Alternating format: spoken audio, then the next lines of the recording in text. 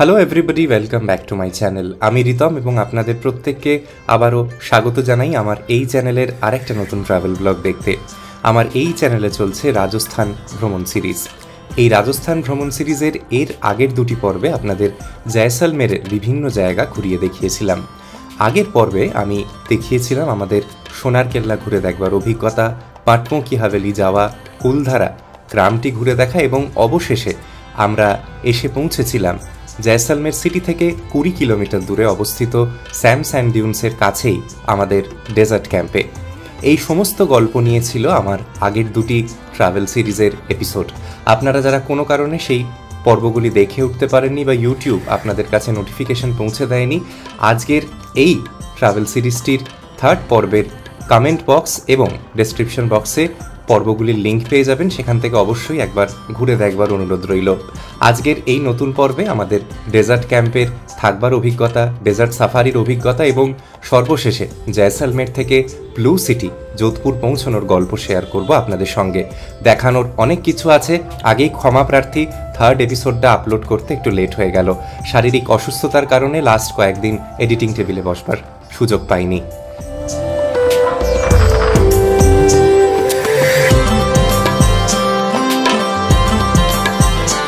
বেরিয়ে পড়লাম সাফারির জন্য। জিপ এসে গেছে, ঘড়িতে বাজে 5:15। এখানে আমি যেটুকু দেখেছি আর কি, কালকেও মোটামুটি 6:15-20 সময় থেকে আস্তে আস্তে অন্ধকার নেমে যায়। এবার আমার ঠিক ধারণা নেই যে আমি যদি সানসেটটা মানে ওই ডেজার্টেই কাটাই, স্যাম স্যান্ড ডিউন্সে, আর অন্ধকার রাস্তার মধ্যে দিয়ে রাত্রিবেলা নিয়ে আসবে, কি ব্যাপার ঠিক জানি না। যাই হোক, ভগবানের নাম করে বেরিয়ে পড়ছে। অভিজ্ঞতা ভালোই হবে আশা করি। এটা রিসোর্টের মাধ্যমেই যেহেতু বুক করা, ঠকে যাওয়া বা এজেন্টের পাল্লায় পড়ার কোনো ব্যাপার নেই। যেরকম বলেইছিলাম 2000 টাকা আমাদের থেকে নিচ্ছে, বেশি বা কম সেটাও আমি জানি না, এটাই স্ট্যান্ডার্ড রেট এখানে সব জায়গায় শুনছি।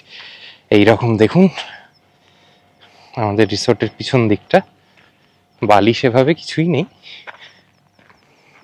এই পাথুরের রাস্তা দিয়ে যাচ্ছি, ওই সামনে জিপ দাঁড়িয়ে আমাদের। সূর্য এদিকে আস্তে আস্তে অস্তাচলে যাচ্ছে। দেখা যাক বালির দর্শন শেষমেশ পাই না পাই না।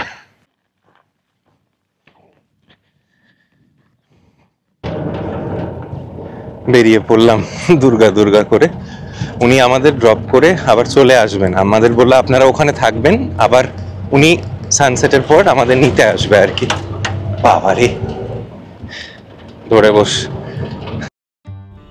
শুরু হলো ছোট্ট এই 6 কিলোমিটারের একটি রুদ্ধশ্বাস জিপ সাফারি। এই জিপ সাফারির যা পেস, সেখানে আপনি দাঁড়িয়ে থাকতে পারবেন না, দাঁড়ানো ভীষণ কঠিন এবং বেশ খানিকটা রাস্তা শুরুর দিকে পাথুরে হলেও যত আমরা মেন স্যাম স্যান্ড ডিউন্সের দিকে এগোতে থাকলাম তত বালির পরিমাণ বাড়তে থাকলো। মাঝে মাঝে এমন একটা স্ট্রেচ আসছিল যেখানে গাড়ি বেশ অনেকটা করে ডাউনওয়ার্ড জাম্প করছিল। দাঁড়িয়ে থাকা তো দূর, বসে থাকাই কঠিন হয়ে উঠছিল। তবে তার মধ্যেই বোধহয় এই জার্নিটার রোমাঞ্চ। সবটাই খুব ফ্ল্যাট হলে কি আর ভালো লাগতো? তা একেবারেই নয়। ওই দূরে দেখুন সাদা যে বাড়িগুলি দেখা যাচ্ছে, ওখানে ছিল আমাদের ডেজার্ট ক্যাম্প। মোটামুটি এই এতটা চলে আসবার পরে আস্তে আস্তে আমরা বালি দেখা শুরু করলাম। একেবারেই অন্যরকম অভিজ্ঞতা। দাঁড়ানোর চেষ্টা করছি কিন্তু ব্যালেন্স পাওয়া যাচ্ছে না আনফরচুনেটলি। জয়সলমেরের এখানে ডেজার্ট ক্যাম্পগুলির নিয়ম অনেকটা আমাদের উত্তরবঙ্গের হোমস্টেগুলির মতো। পার হেড পার পার্সন একটা খরচ ধার্য করা হয়। মোটামুটি 2-2.5 হাজার টাকা পার ডে পার পার্সন খরচ হয়। তাতে dinner, breakfast, evening snacks, evening cultural festival এবং একটা ক্যামেল সাফারি ইনক্লুডেড থাকে। জিপ সাফারিটা কিন্তু নিজের পকেট থেকেই আপনাদের বিয়ার করতে হবে। মারাত্মক মারাত্মক জিনিস। আবার উল্টো দিক থেকে থেকে মাঝে মাঝে গাড়ি চলে আসছে, অদ্ভুত অভিজ্ঞতা। আমাদের কাছে জিপ সাফারি মানে ডুয়ার্সের জিপ সাফারি, এটা 10 টাইমস ডেঞ্জারাস। সামনেটা দেখুন, বাবারে, বেশিক্ষণ দাঁড়িয়ে থাকা যাচ্ছে না যদিও।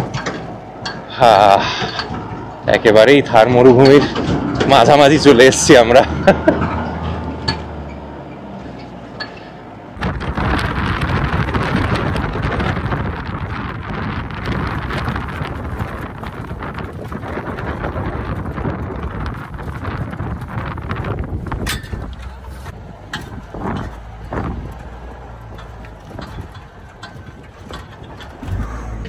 পৌঁছে গেলাম থার্ড ডেজার্টের মাঝামাঝি। কি ভয়ঙ্কর জিপ রাইড, উঠছে নামছে, মানে অবস্থা খারাপ করে দিচ্ছে। বাপরে বাপ। উটের যে রাইড সেটা আমাদের প্যাকেজের মধ্যে কমপ্লিমেন্টারি, তো বললেন এনাদের বললেই করাবে। আমাদের মাথা টাথা ঘুরে গেছে আর কি, এতটাও ভাবিনি। আর উনি রুদ্ধশ্বাস ভাবে চালিয়ে গেছেন, 5 মিনিটে পৌঁছে দিল। একটু বসে নি, আমার মাথা ফাথা ঘুরে গেছে।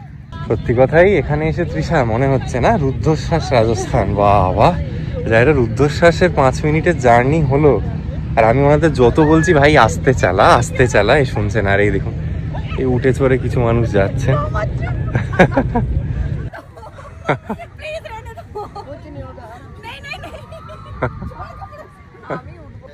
ठीक है, ठीक। छोटा है यहाँ सर, ले लो, सभी लोग ले रहे हैं।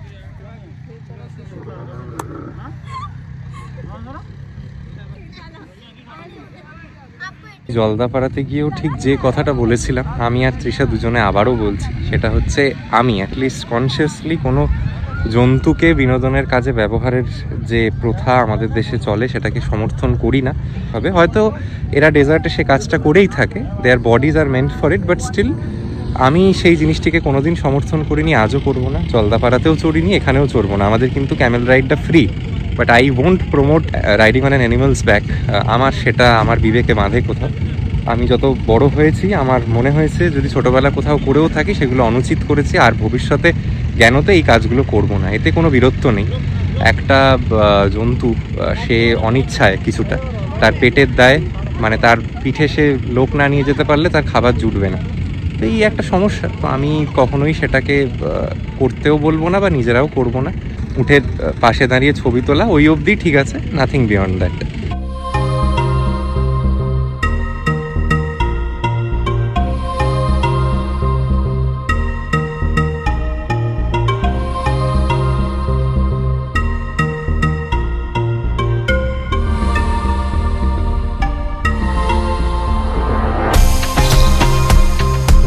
তাই সতর্কতা বার্তা আমি আর তৃষা আসবার পর থেকেই সেটা বারবার বিভিন্ন জায়গায় দেখছি রাজস্থান জুড়ে প্রচুর দালাল চক্র। এখানে সবাই আপনাকে একটা কিছু গুছিয়ে দেওয়ার চেষ্টা করবে, মানে সেটা কোনো রাইড হোক, জিপ সাফারি হোক, গাইড হোক, মানে পদে পদে যেন ফাঁদ পেতে বসে আছে। স্যাম স্যান্ডিউন্সের কাছাকাছি পৌঁছলেই আপনাদের প্রচুর লোক কিন্তু এটিভি রাইডের জন্য অ্যাপ্রোচ করবে। দরদাম করতে হবে, নইলে অবশ্যই একটা ঠকে যাওয়ার সুযোগ থাকে। আমরা মোটামুটি এই 500 টাকায় রাজি করাতে পারলাম। সেখানে ওনারাই আপনাদের ফটোগ্রাফি করে দেবে, আপনি নিজেও মিনিট 15-20 এই এটিভি চালাতে পারেন। এবং সবথেকে সুন্দর ব্যাপার যেটা, আমরা যে সময়টিতে এটিভি রাইড শুরু করলাম তখন প্রায় সানসেট হবে হবে করছে।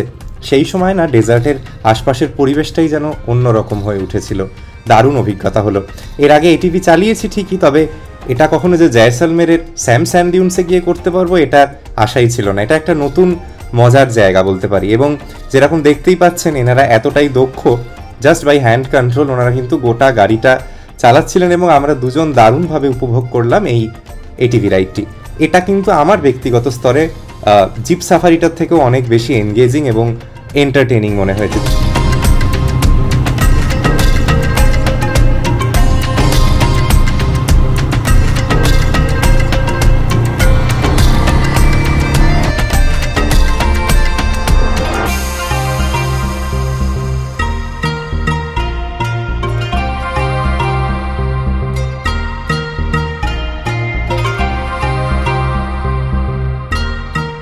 ডেজার্টে বসে সানসেট দেখে খুব অন্ধকার নেমে যাওয়ার আগেই আবার আমাদের জিপওয়ালার সঙ্গে ফোনে কথা বলে রওনা হলাম আমাদের ডেজার্ট ক্যাম্পের উদ্দেশ্যে।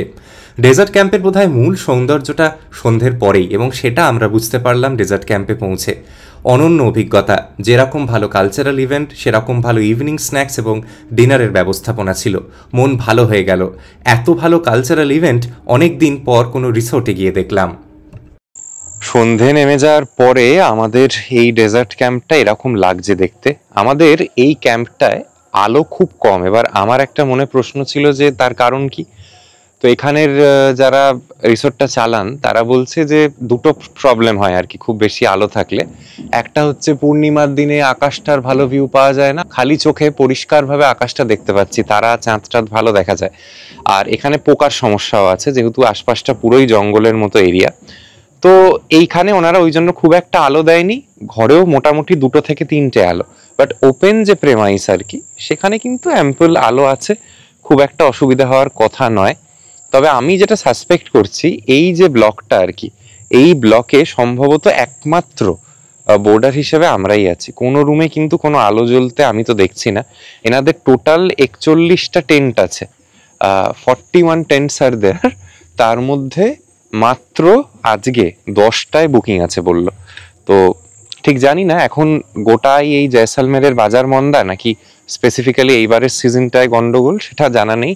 আমরা এখন চলেছি হচ্ছে 7:30 থেকে ওনাদের যেটা কালচারাল ইভেন্ট হয় সেটাকে দেখতে। আর এখানে নেটওয়ার্ক রিসেপশনের ব্যাপারটা বলে দিই, খুব ট্রিকি। এনাদের ওয়াইফাই আছে, সেটা আমাদের টেন্টে ধরছে না। জিও প্রায় ধরছে না বললেই চলে, কলটুকু হচ্ছে, নেট চলছে না। এয়ারটেলটা কিন্তু কম্প্যারিটিভলি ভালো সার্ভিস দিচ্ছে, 5Gও চলছে। তাই এই দিকগুলোয় যারা আসবেন মাথায় রাখবেন ইন্টারনেটের সমস্যা কিন্তু আছে।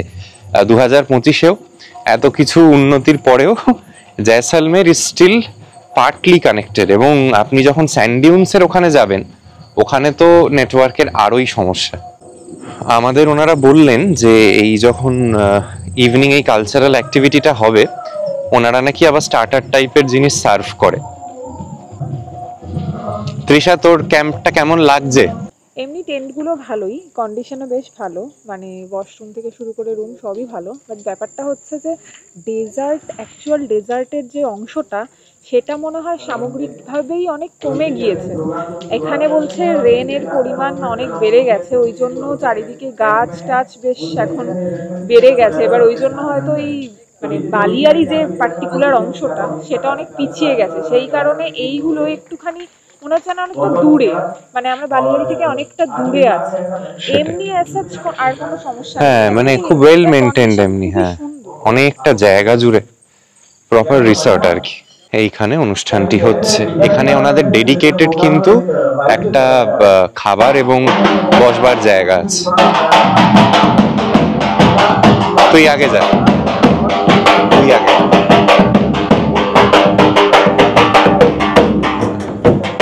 Welcome, sir. Welcome.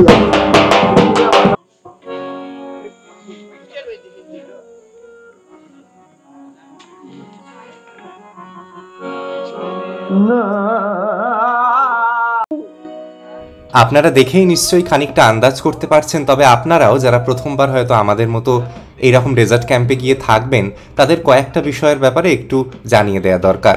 প্রথমত হচ্ছে আপনি যে টাকাটি পে করছেন তাতে যেরকম একটু আগেই বলছিলাম এই সমস্ত কিছু ইনক্লুডেড।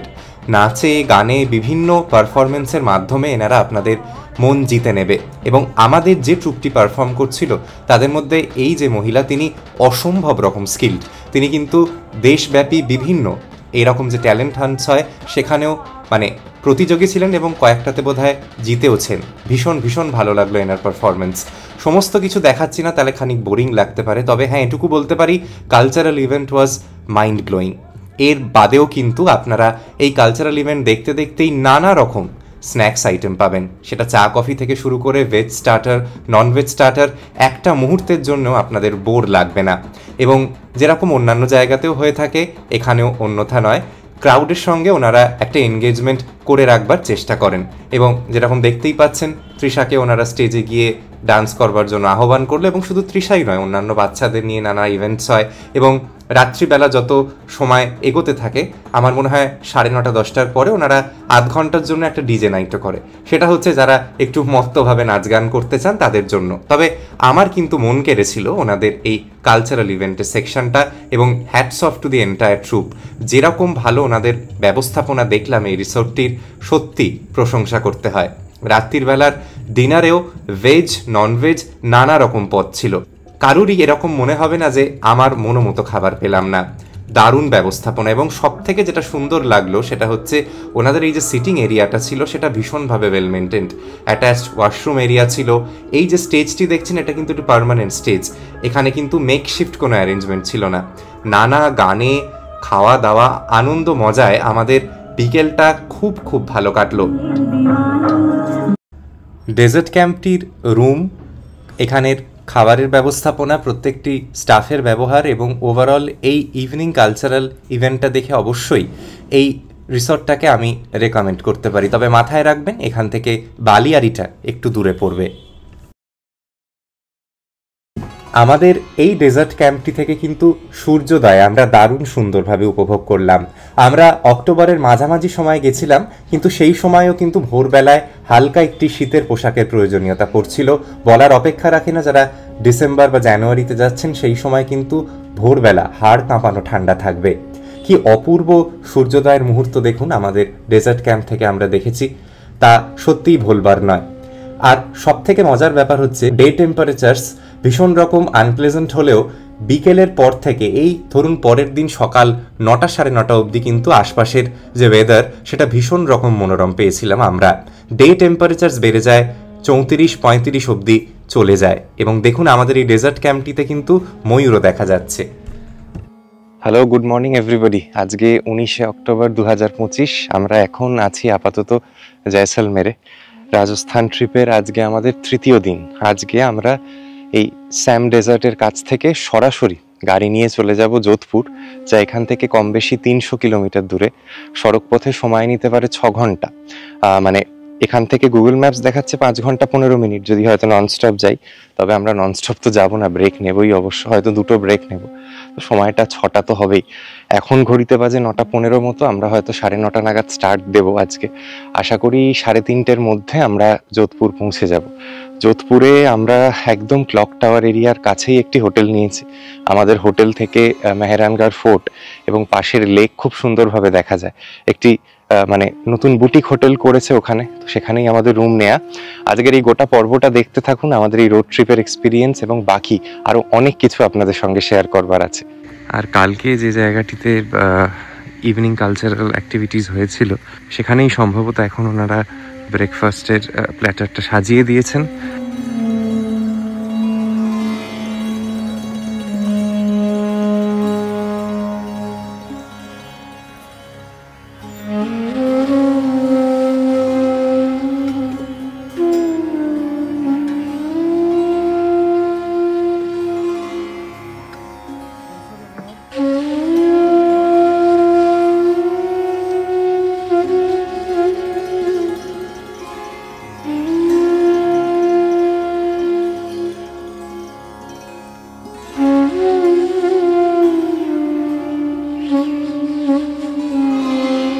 অনেক মানুষ যোধপুরে প্রথম 2টো দিন কাটিয়ে তারপর জয়সলমের আসে। আমরা যেহেতু ফ্লাইটে সরাসরি প্রথমে কলকাতা থেকে জয়সলমের চলে এসেছিলাম, তাই আমরা এবার ব্যাক ট্র্যাকিং শুরু করছি। মানে আজকে বেরোচ্ছি, যোধপুরে থাকবো 2 দিনের জন্য, তারপর যোধপুর থেকে সরাসরি চলে যাব জয়পুর। আমরা যেটা গাড়িতে যাচ্ছি ট্রেনেও যাওয়া যায়। মানে জয়সলমের থেকে যোধপুরের ভিতরে ভালো ট্রেন কানেক্টিভিটি আছে, দিনে 3-4টে করে ট্রেন চলে। সেখানেও সময়টা ওই 5.5 ঘন্টা মতনই লাগে। আমাদের যেহেতু গাড়িটি রিজার্ভ করা, তিনি আমাদের সঙ্গে থাকছেন। আমরা যে হোটেলে উঠছি তিনি সেখানে ড্রাইভারের গেস্ট হাউস যেখানে আছে সেখানে রাত কাটাচ্ছেন। তো আমাদের তো আর ট্রেনটা অপশন নয়, আমরা ওই জন্য গাড়ি করেই ঘুরছি সমস্ত জায়গায়। জয়পুর থেকে যোধপুরের কানেকশন তো দুর্দান্ত, বাট এটা মাথায় রাখবেন মোটামুটি সব জায়গায় ট্রেনেও কিন্তু যাওয়া যায়। এই রকম একটা রিমোট এরিয়া, এখানে গাড়ি নিয়ে না এলে একটু অসুবিধেই। এখানে পাবলিক ট্রান্সপোর্ট বা অন্য কিছুর সেরকম একটা ফেসিলিটি নেই, তাই গাড়িটা আমরা আমাদের সঙ্গেই রেখে দিয়েছি। ওনার মোটামুটি খরচটা বলে দিই, যারা গাড়ির ব্যাপারে জানতে চান। উনি পার ডে 250 কিলোমিটারের চার্জ নিচ্ছে। সেটা গাড়ি 300ই চলুক আর 50ই চলুক, ব্যালেন্স হয়ে যাচ্ছে। কোনো দিন 400 কিলোমিটার চলতে হবে, কোনো দিন হয়তো 50 চলতে হচ্ছে। ওভারঅল চার্জেসটা সেরকম। ইনোভা গাড়ির ক্ষেত্রে পার ডে, রাদার ইনোভা গাড়ির ক্ষেত্রে পার কিলোমিটার খরচটা 22 থেকে 23 টাকা মতো। আর যদি আপনারা সুইফট ডিজায়ার জাতীয় গাড়িতে ঘোরেন, খরচটা বোধহয় 15 টাকা কিলোমিটার মতো পড়ে। এতে ড্রাইভারের থাকা, টাকা, টোল ট্যাক্স, বাকি অন্যান্য সমস্ত হাবিজাবি জিনিস ধরা। তো আপনি এর বাইরে আর কিচ্ছু বিয়ার করবেন না।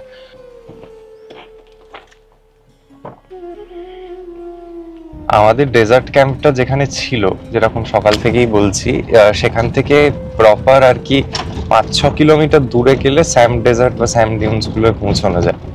তো আজকে যখন গাড়ি নিয়ে যাচ্ছি, গাড়িতে হার্ডলি 10 থেকে 12 মিনিটের পথ। আমি ওনাকে বললাম একটু হালকা ডিরুটি করুন, মানে উল্টো দিকে যেতে হবে জয়সলমের সিটি থেকে, কিন্তু একবার দেখে আসি জিনিসটা। মানে কালকে ওনারা যখন জিপে নিয়ে গেলেন, ওটা ভিতরের রাস্তা ডিউন্সের মধ্যে দিয়ে। মানে আমার ওই এক্সপিরিয়েন্সটা একবার দেখার ইচ্ছে, যে আপনি রাস্তা দিয়ে যাচ্ছেন একটা গাড়ি করে এবং দুদিকে মরুভূমি।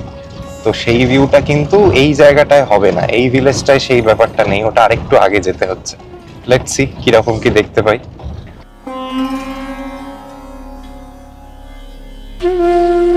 আমরা এবার স্যামের যেহেতু কাছে পৌঁছে গেছি, এইখানে কিন্তু অ্যাকচুয়ালি মরুভূমির সৌন্দর্যটা, এইটাই আমরা মিস করছিলাম কালকে থেকে।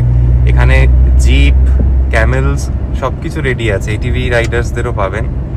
So this is where the actual desert fun begins. এখানে প্রচুর আছে। এই ওকে ওকে, এখানেই হস্টেলও আছে। এই জায়গাগুলিতে থাকবার চেষ্টা করবেন, অনেকগুলো ডেজার্ট ক্যাম্প আছে। খুব সুন্দর জায়গাটা। দেখুন রাস্তা দিয়ে যাবেন, বাঁদিকেই বালিয়ারি, উট, সব কিছু দুর্দান্ত লাগছে।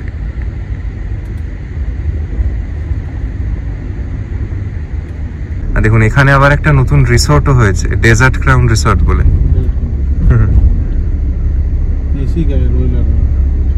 প্রচুর স্যাম রিসোর্ট অ্যান্ড ক্যাম্প, রোজানি রিসোর্ট, এই জায়গাগুলিতে থাকবেন। দুর্দান্ত লাগলো ওই জায়গাটা।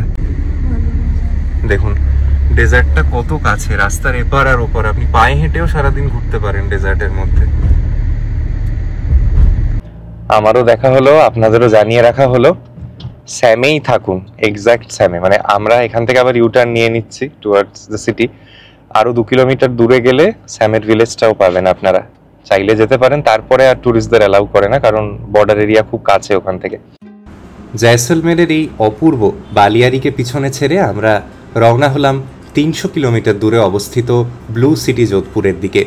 একটা মজার জিনিস, যেটা আপনারা হয়তো ডেটগুলো শুনে বুঝতেই পারছেন, সেটা হচ্ছে আমরা যে সময় রাজস্থান ভ্রমণটি করেছিলাম তখন দিওয়ালি ছিল, যেটা ওনাদের ওখানের মূল ফেস্টিভ্যাল। 300 কিলোমিটার শুনলেই কিরম যেন একটা ভয় লাগে, মনে হয় বাবা রাস্তায় এতটা সময় কাটাতে হবে। রাজস্থান এই ভ্রমণের একটাই ডাউন সাইড হচ্ছে, এরকম অনেক বড় রোড ট্রিপ আপনাদের করতে হবে, তবে সেভিং গ্রেস হচ্ছে এরকম দুর্দান্ত রাস্তা। আপনাদের অনেকের হয়তো মনে থাকবে, আপনারা যারা সোনার কেল্লা দেখেছেন, সেটা হচ্ছে সৌমিত্র বাবুরা যখন আসছিলেন জয়সলমের, ওনাদের ওই দুষ্টু লোক আর কি সামনে গাড়ির কাঁচ ফেলে দেয় এবং গাড়ি খারাপ হয়ে যায়, এবং ওনারা সম্ভবত পোখরানের ওখানেই প্রথমে গাড়ি খারাপ হয়, তারপর ওখান থেকে ওনারা রামদেওরাতে আসে। তো আজকে যে আমরা যাব এই যোধপুর, মানে জয়সলমের যোধপুর হাইওয়ে হয়ে, তো এই সেই পোখরান, রামদেওরা এই জায়গাগুলি ক্রস করতে করতে যাব, সেই যেখান থেকে ওনারা রাত্রিবেলা ট্রেন ধরলেন আবার ইভেন্চুয়ালি সকালবেলা জয়সলমের পৌঁছানোর জন্য। তো সেই সমস্ত জায়গায় আমরা টাচ করতে করতে যাব। আর একটা জিনিস না বললেই নয়, যে জন্য এই জায়গাটি আমার এত ভালো লাগছে, আমরা এখন জয়সলমের সিটির মধ্যেই পৌঁছে গেছি। আমরা ইনিশিয়ালি যে হোটেলগুলি যে জায়গায় ছিল আর কি, সেই জায়গার পাশ দিয়ে যাচ্ছি। রাস্তা যে এত ভালো, মানে driving is an absolute pleasure. মানে যারা সেলফ ড্রাইভ করেও এখানে ঘুরবেন ভাবছেন, ড্রাইভার জি বলছিলেন উনি জয়পুর থেকে জয়সলমের আসছেন বা আদার জার্নি 10 ঘন্টার মধ্যে হয়ে যায়, 600 kilometre, which indicates the kind of roads that are there. খুব ভালো, মানে আমরা আসবার পর থেকে ডিস্টিংটিভলি যদি বলেন কিছু চোখে পড়েছে, সেটা হচ্ছে রাস্তার কন্ডিশন। মানে শুধুই যে চওড়া রাস্তা সেটা নয়, মানে এখানের যেটা মানে পিচ বলতে পারেন বা টারম্যাক লেইনটা, সেটা একবারে নিখুঁত, ফ্ল্যাট, কোনো এবড়ো খেবড়ো ব্যাপারটাই নেই কোথাও। দুর্দান্ত লেগেছে। যোধপুরের রাস্তায় প্রায় 150 কিলোমিটার আমরা চলে এসেছি। সামনে পোখরান, যেখানে ইন্ডিয়ার নিউক্লিয়ার টেস্টিং সাইট। এখানে এই পোখরান জায়গাটিতে 2বার নিউক্লিয়ার টেস্টিং হয়েছিল, একবার ইন্দিরা গান্ধীর আমলে, একবার বাজপেয়ীজির আমলে, 1974 এবং 1998 সালে। তো সেই পোখরানের যেখানে নিউক্লিয়ার টেস্টিং বা মিলিটারি ক্যাম্প, সেখানে তো যেতে দেয় না, তবে পোখরানে একটি ফোর্ট আছে যেটা আমাদের দেখবার ইচ্ছে আছে, দেখি যদি সময় পারমিট করে। আমরা একটু ওয়াশরুম ব্রেক এবং খাবার জন্য দাঁড়ালাম। চাচা বলে একটি জায়গা ক্রস করলাম, ঠিক তার পাশেই এই কোনিগ হোটেল অ্যান্ড রেস্টুরেন্ট। এটা এখানের সব থেকে স্ট্যান্ডার্ড খাবার জায়গা। এখানে দারুণ পার্কিং এর ফেসিলিটি, ভালো টয়লেট আছে, ড্রাইভার বললেন। এবং আমাদের এই গাড়িটির জন্য যাত্রাটা যে এতটা ইজি হচ্ছে, মানে কোথায় চলে যাচ্ছি আসছি কিচ্ছু বোঝা যাচ্ছে না। দুর্দান্ত গাড়ি ইনোভা ক্রিস্টার, মানে জুড়ি মেলা ভার। এই হাইওয়ে ড্রাইভের জন্য খরচ হ্যাঁ একটু বেশি পড়ছে, তবে ধকলটা একদম হচ্ছে না। আর এই হচ্ছে কোনিগ হোটেল অ্যান্ড রেস্টুরেন্ট। এখান থেকে যদি আমি নন স্টপও যোধপুর যাই, অন্তত 3.25 ঘন্টা তো নেবেই। আমরা একটা হল্ট নিয়েছি কোনিগ বলে একটা রেস্টুরেন্টে। এখানে আমরা অর্ডার করলাম মাসালা টি নিলাম একটা, কোল্ড কফি নিলাম একটা, আর একটা ফ্রেঞ্চ ফ্রাই অর্ডার করেছি। আমার যখন প্রথমে এই রাজস্থান ট্রিপটা প্ল্যান হচ্ছিল, শুরুতে এটা ভাবিনি যে সঙ্গে গোটাটা গাড়ি রেখে দেবো। ভেবেছিলাম যখন যেরকম দরকার সেরকম হোটেল থেকে বুক করে নিয়ে নিয়ে চলবো। তখন ভেবেছিলাম ট্রেনে গেলে বোধহয় অনেক বেশি আরাম হবে। তবে এই রকম যদি রাস্তা হয় তাহলে কিন্তু বারবারই যেটা বলছি, গাড়ি আপনি 10 ঘন্টা চালান, 12 ঘন্টা চালান, কিছু মনেই হচ্ছে না। এত ভালো রাস্তাঘাট, মানে হাইওয়ে সত্যি এইরকমই হওয়া উচিত। না আছে লরির প্রেশার, মানে না বিচ্ছিরিভাবে বাস চলছে, সবটা যেন একটা সুষ্ঠুভাবে চলছে। মানে নিজেরই মনে হচ্ছে যেন একটু যদি গাড়ি চালানো যেত। দারুণ রাস্তাঘাট। মানে আমরা এই যে 150 কিলোমিটার এলাম, সামান্যটুকু মানে রাস্তাজনিত যে একটা ক্লান্তি হয় জার্নি থেকে, তার কিচ্ছুটা ফিল হয়নি।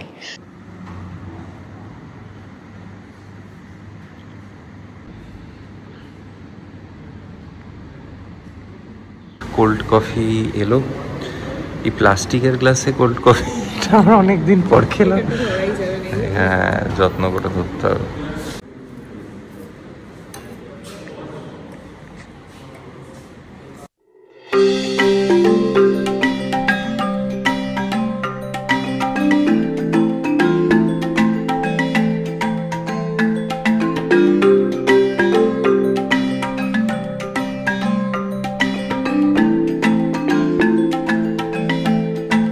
আমরা পৌঁছে গেছি লেজেন্ডারি পোখরান সিটিতে বলবো। নিউক্লিয়ার টেস্টিং এর জন্য আপনারা কম বেশি সবাই এই জায়গাটির নাম শুনেছেন। আমরা আপাতত যাচ্ছি পোখরান ফোর্ট দেখতে। বাইরে থেকেই দেখবো, ভিতরে ঢুকবো না, কারণ তাহলে অনেকটা সময় নষ্ট হবে। যদিও লোকে খুব একটা ডিরুট করেন না, ড্রাইভার দাদাও তাই বলছিলেন, এটা খুব একটা কিছু বিখ্যাত জায়গা নয়।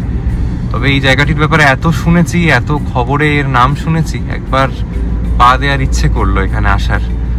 দেখুন এইরকম কিছুটা আশপাশ।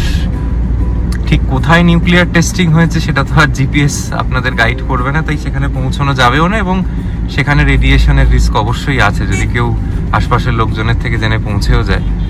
এইরকম কিন্তু কিছুটা গোছানো সুন্দর পোখরান সিটি। এই হচ্ছে 14th সেঞ্চুরিতে বানানো পোখরানের কেল্লা। আমরা পোখরান শহরের মধ্যে দিয়ে দিয়ে অনেকটা এলাম। এই হচ্ছে কেল্লার বাইরের দিকটা, চলুন একটু ভিতরেও যাই।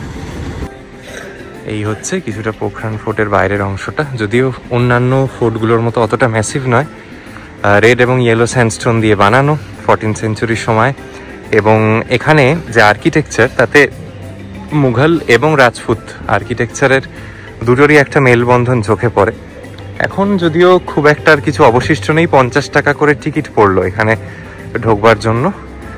ভিড়ও কম, টুরিস্ট কমই আসে এখানে আজকাল। প্রচুর দেখুন বারান্দা টাইপের আছে, ঝাড়খা আছে, যেগুলো কালকে সোনার কেল্লাতেও চোখে পড়ছিল, এবং পটারি স্টোর আছে।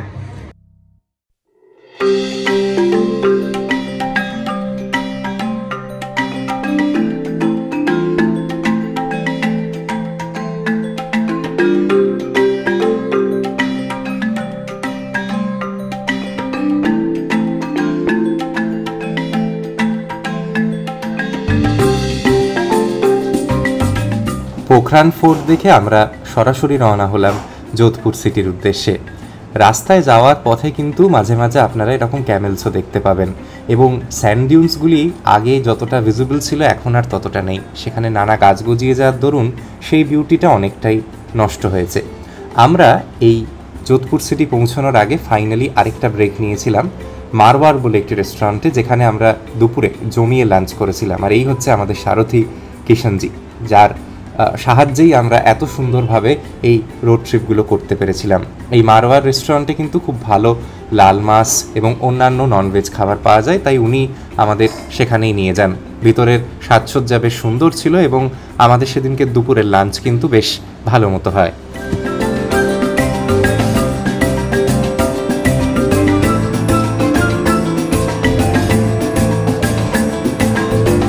এই হচ্ছে মারওয়ার রেস্টুরেন্টে আজকে আমাদের লাঞ্চ, স্যালাড, লাল মাছ। এখানে দামটা অনেক কম, কালকে 800 টাকায় খেয়েছি, এখানে 590। আর এখানে স্পেশাল যেটা রুটি সেটা হচ্ছে বাজরার রুটি। আমাদের ড্রাইভার বললো ট্রাই করে দেখতে পারেন, এর নাকি অন্যান্য স্বাদ একদমই আলাদা হয়, খুব ভালোভাবে গ্রেভিটাকে অ্যাবজর্ব করতে পারে এবং একটু মিষ্টিও হয়। কিছু আলাদা বুঝছিস স্বাদের বিষয়? নাকি তন্দুরি রুটির মতোই লাগছে? আচ্ছা, আমরা ট্রাই করছি আর কি, দেখা যাক কেমন কি হয়। এনাদের এখানে কিন্তু খাবার আমার বেশ ভালো লেগেছে, মানে একটা মানে কি বলবো, যে মানে অথেন্টিক যে রাজস্থানী খাবারের যেরকম স্বাদ হওয়া উচিত সেটা পেয়েছি। আর এখানে দেখুন ওনারা তাওয়াতে কিন্তু সব রুটি বা যা আমরা খেয়েছি গরম গরম বানিয়ে দিয়েছে। নমস্তে ম্যাডাম, কি সুন্দর এখানে ব্যবস্থাপনা। আর এখানে বেশ সেই বড় বড় রাজহাঁসগুলো আছে, দারুণ।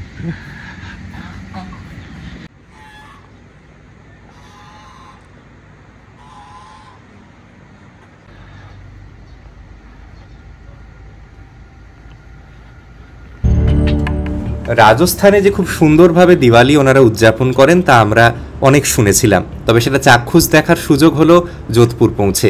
আমরা যোধপুরে যে দুদিন ছিলাম ওনাদের ওখানে দিওয়ালি সেলিব্রেশন দুর্দান্তভাবে আমরা উপভোগ করি এবং আমাদের যে হোটেল ছিল সেটা একটা জনবহুল এরিয়ায়, সেখানেও ভিড়ভাট্টা প্রচুর পরিমাণে চোখে পড়ে, যা খানিক আমাদের ঘোরাটাকে হ্যাম্পারই করেছিল। তবে ওই সব জায়গায় যদি আপনি একদম পিক সময় পৌঁছন ঠিক যেরকমটা হয় ব্যাপারটা সেরকমই।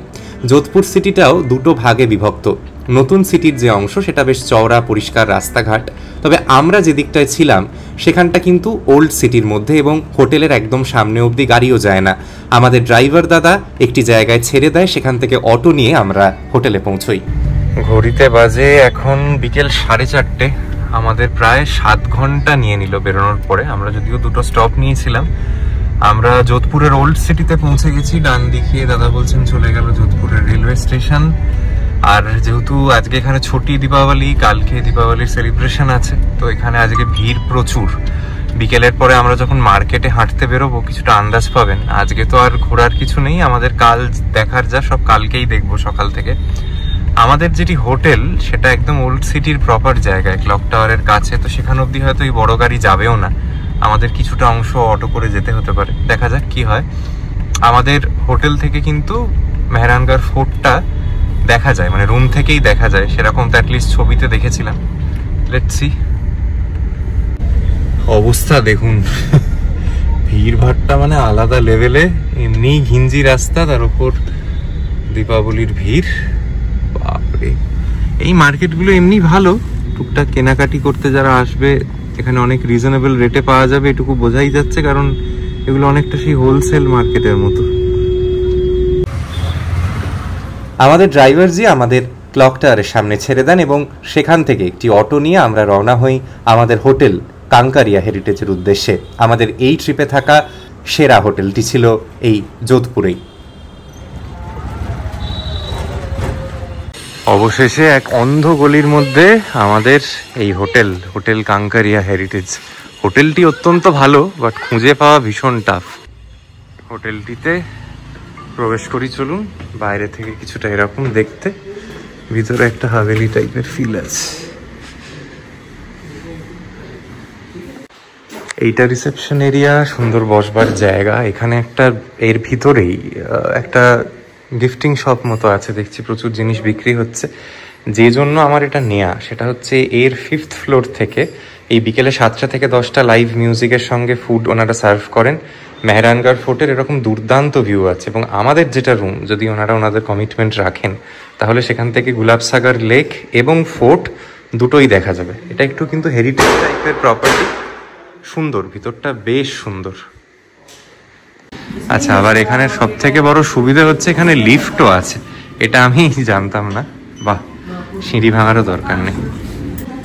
আমরা এলাম 4th ফ্লোরে, আমাদের রুম নাম্বার 503। এটা হচ্ছে আমাদের রুম হোটেল কাঙ্কারিয়া হেরিটেজে। ভীষণ কোজি একটা সুন্দর রুম আর কি, খুব মানে অ্যাম্বিয়েন্সটা ভালো লাগছে রুমটার। প্রচুর জায়গা জুড়ে প্রথমতই যে জিনিসটা চোখে পড়বে, আলো টালো জ্বলে গেলে আবার অন্যরকম লাগবে। ফ্যান, এসি সব পাবেন, বড় একটা ডাবল বেড আছে, কাঠের আসবাবপত্র প্রচুর, চেয়ার, ওয়ার্ড্রব, সাইড টেবিল, একটা ফাংশনাল ইন্টারকম যার মাধ্যমে রিসেপশনে যোগাযোগ করা যাবে, প্রচুর লাইটস, এদিকে টিভি, ইলেকট্রিক কেটেল দিয়েছেন ওনারা, দুটো সিল্ড মিনারেল ওয়াটারের বটল, এবং এইখানে কিন্তু ওয়াইফাইও আছে প্রপার্টিতে। এখানে একটা সাজবার মতো জায়গা, সামনে একটা ড্রেসিং এরিয়া, আর এইখানে একটা ছোট্ট আলাদা বেড মতো, এখানে বসে খাওয়া দাওয়া করা যাবে আর কি। বুঝতে পারছি, এই বেডটিতে আপনারা প্লেট টেট নিয়ে বসতে পারবেন। এবং এই যে রুমটা পার্টিকুলারলি কাঙ্কারিয়া হেরিটেজের, আমি জানলাটা খুলে আপনাদের দেখাই। এই হচ্ছে জানলার বাইরের ভিউ। গোটা যোধপুর শহরের একটা ব্রেথ টেকিং ভিউ আছে, এবং এই জানলা থেকেই সানসেটটা কি সুন্দরভাবে দেখা যাচ্ছে, দেখতে পাচ্ছেন তো। পিছনেই মেহরানগড় ফোর্ট, যেটা এখানের মূল ট্যুরিস্ট ডেস্টিনেশন। বাঁদিকে হচ্ছে গুলাবসাগর লেক, যদিও এটা আর খুব একটা লেক কিছু মনে হচ্ছে না, একটা বড় পুকুরের মতো লাগছে আমার। এই আশপাশটা যদিও খুব ঘিঞ্জি, বারবারই বলছি, কিন্তু আমি এই ভিউটা দেখেই রুমটা বুক করেছিলাম, এবং বিকেলে যখন মেহরানগড় ফোর্টে আলো জ্বলে যাবে তখন আরো দুর্ধর্ষ লাগবে।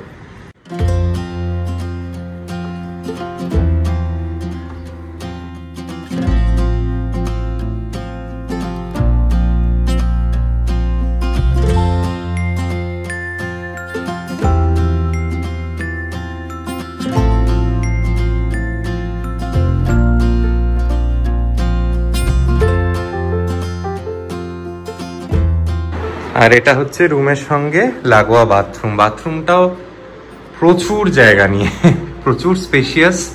একটা ফ্যানও আছে দেখছি, এখানে ওয়েস্টার্ন টয়লেট আছে, বেসিন। এই জানলা এখানটা অবশ্য না, এই জানলাটি হেস্ট কাঁচের। আর এইখানে একটা আলাদা dedicated shower area, towel, skit সব কিছু দিয়েছেন ওনারা, ভালোই, কোনো অসুবিধা হবে না। হেয়ার ড্রায়ারেরও পয়েন্ট আছে। আহা, সানসেটটা কি যে অপূর্ব লাগছে আমাদের হোটেলের এই রুমের ব্যালকনি থেকে দেখতে, কি বলবো। কালকে বিকেলে আপনাদের মেহরানগড় ফোর্ট থেকে সানসেটটা দেখাবো। তবে যে জিনিসটা নোটিস করতে পারছেন কিনা জানি না, সেটা একটু কাছ থেকে দেখানোর চেষ্টা করি। দেখুন, এই যে যোধপুরকে ব্লু সিটি বলা হয়, তার পিছনে কারণ হচ্ছে এখানে বেশিরভাগ বাড়ির নয় ছাদের যে চালের যে রং সেটা নীল রঙের, কিছু কিছু ক্ষেত্রে গোটা বাড়িটাই নীল রঙের। তো একটা দারুণ না সিনিক ভিউ আসে, জানেন তো।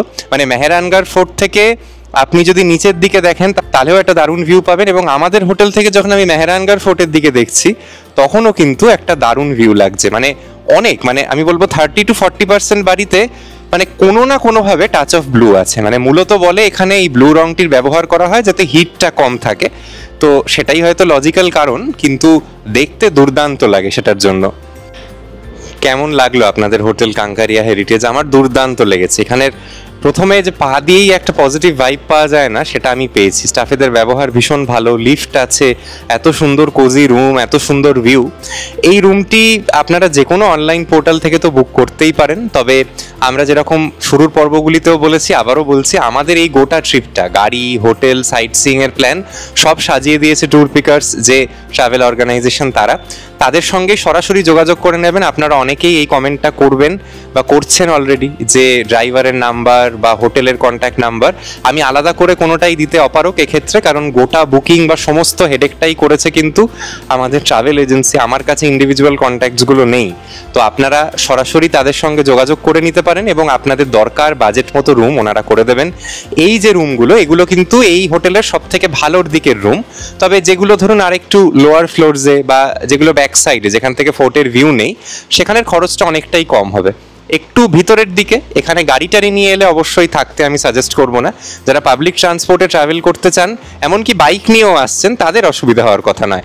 ভালো লাগলে অবশ্যই আমার আজকের এই ভিডিওটিতে একটি লাইক দেবেন। আরও অনেক কিছু দেখানোর আছে আমাদের হোটেল থেকে একদম পায়ে হাঁটা পথেই কিন্তু এখানের মূল যেটা ক্লক টাওয়ার, যেটা মেন মার্কেট এরিয়া যোধপুরের, সেটা আমরা একটু পরে সেটা এক্সপ্লোর করতে যাব। আলো জ্বলে যাওয়ার পরে আপনাদের এই হোটেলের টপ ফ্লোরে নিয়ে যাব, সেখান থেকে দুর্দান্ত সুন্দরভাবে মেহরানগড় ফোর্টটা দেখা যায় লাইট জ্বলে যাওয়ার পরে। এবার আমার ছুটি নেওয়ার পালা। আজকে আপনাদের সঙ্গে প্রায় 40 মিনিট ধরে নানা গল্প শেয়ার করলাম। সেই গল্পগুলির মধ্যে কোনো অংশ যদি আপনারা এনজয় করে থাকেন তাহলে অবশ্যই আজকের ভিডিওটা একটি লাইক করবেন এবং আমার এই চ্যানেলটি সাবস্ক্রাইব করে যাবেন। আসছি আমার রাজস্থান ভ্রমণ সিরিজের আরও নানা গল্প নিয়ে খুব শীঘ্রই। Till then take care and see you soon.